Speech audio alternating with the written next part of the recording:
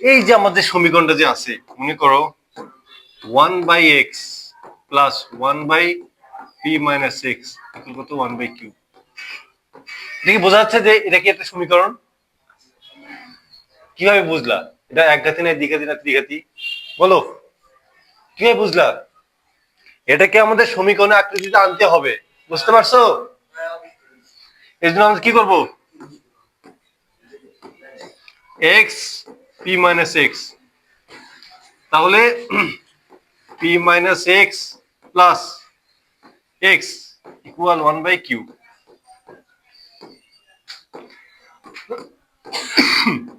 তাহলে উপরে কত হচ্ছে?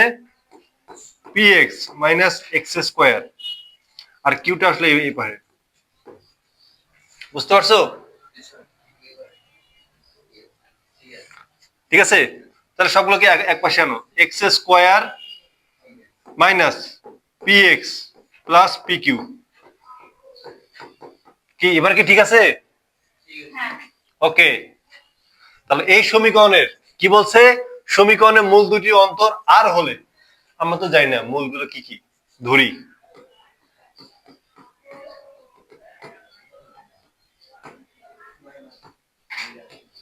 মূলগুলো একটা আলফা আর একটা বিটা, তাই না? যখনই আমরা কোনো শর্ত দেবে না যে ক্রমিক বা অনুপাত, তখন একটা আলফা ধরবা আর একটা কি বিটা ধরবা। তুমি যে কোনো কিছু ধরতে পারো, একটা আলফা বিটা যেহেতু করে আমরা অভ্যস্ত, এই জন্য আলফা বিটা ধরলাম। তাহলে আলফা প্লাস বিটা কত আছে? আলফা প্লাস বিটা হলে কি হবে বলো? Minus minus P by 1 P, বুঝতে পারছো? আলফা বিটা কত?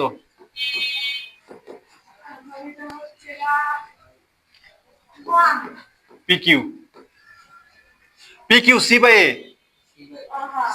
বুঝতে পারছো? এটা আমার শর্ত কি দেওয়া আছে?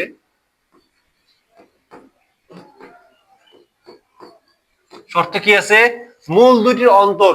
এই শেখ, অন্তর বলতে কি বোঝায়? অন্তর, অন্তর বলতে বিয়োগ করা। তাহলে মূল দুটা অন্তর মানে কি? আলফা মাইনাস বিটা ইকুয়াল কত? আর, তাই না? একটা কাজ করো, উভয়পক্ষে বর্গ করো। বর্গ করলাম, তাহলে আমার কি হবে এখানে? A minus B whole square সূত্র কি? A plus B whole square minus 4 alpha beta, ঠিক আছে? সূত্র অনুসিদ্ধান্ত, আলফা প্লাস বিটা মান কত?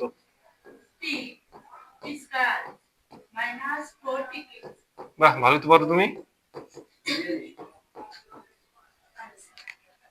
ঠিক আছে, এখন আমার কি বলছে এখানে?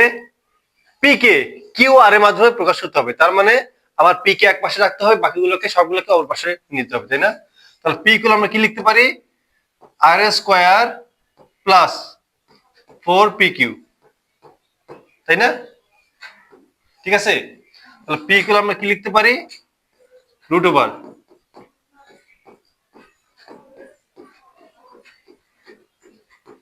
বুঝতে পারছো? তাহলে আমরা পি কে কিউ এবং আর এর মধ্যে, ও আচ্ছা দেখছো, না 4 পি কিউ, হ্যাঁ ঠিক আছে। তাহলে পি কে কিউ এবং আর এর মাধ্যমে কি আমরা প্রকাশ করছি? এটাই।